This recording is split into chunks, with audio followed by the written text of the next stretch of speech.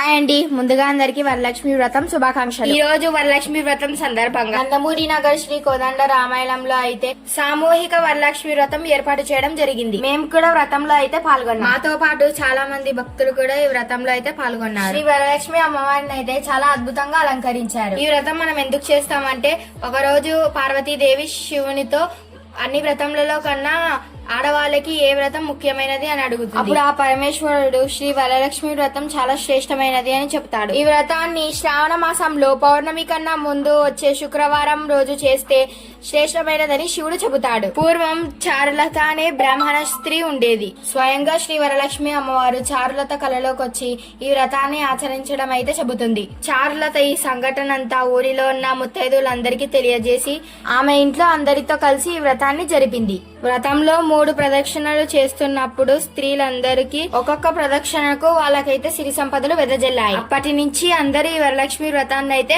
ఆచరిస్తున్నారు. ఏదైనా కార్యక్రమాన్ని మొదలు పెట్టే ముందు వినాయకుడిని పూజించడం ఆచారం కాబట్టి ముందుగా వ్రతాన్ని గణపతి పూజతో అయితే మొదలు పెట్టాం. గణపతి పూజ అయిపోయిన తర్వాత అయితే వరలక్ష్మి వ్రతాన్ని మొదలు పెట్టాం. వ్రతం అయిపోయిన తర్వాత అయితే ప్రసాదం తినేసి కలశం తీసుకొని ఇంటికి వెళ్ళాం.